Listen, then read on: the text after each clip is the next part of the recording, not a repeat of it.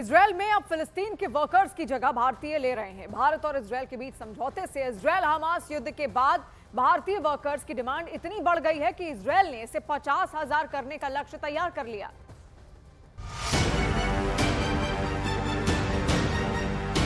Israel Hamas के बीच युद्ध ने पूरी दुनिया को हिला दिया।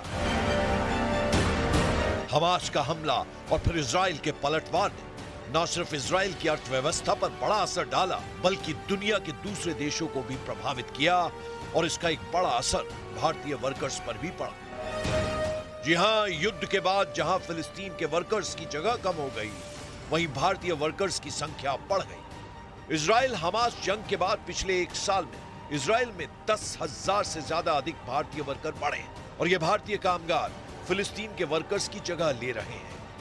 भारतीय वर्कर इजरायल के कंस्ट्रक्शन उद्योग में ज्यादा काम कर रहे हैं, साथ ही कृषि क्षेत्र में अपना योगदान दे रहे हैं।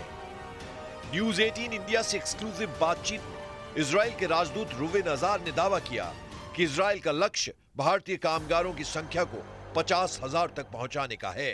We have to work together to create a better environment, a better reality for all of us, because we are engaging in that with the Indian people. We've done a lot of things together. We have achieved a lot and we want to achieve even more.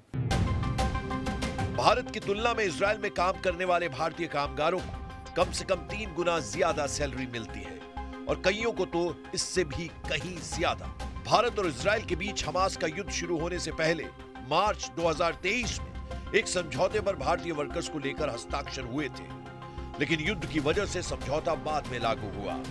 Israel में निर्माण, कृषि और अर्थव्यवस्था के दूसरे क्षेत्र में man power की भारी जरूरत है और भारतीय वर्कर इस कमी को धीरे धीरे पूरा कर रहे हैं। हाल ही में योगी आदित्यनाथ ने भारतीयों के इजरायल में काम करने का जिक्र किया था और हम यूपी के नौजवानों को इजराइल भेज रहे हैं। वहां पर यूपी के अब तक लगभग 5,600 से अधिक नौजवान इजराइल गए हैं निर्माण कार्य करने के लिए, और हर नौजवान रहने का फ्री, खाने का फ्री और 1.5 लाख रुपए उसको वहां पे अतिरिक्त मिल रहे हैं और पूरी सुरक्षा की गारंटी भी है।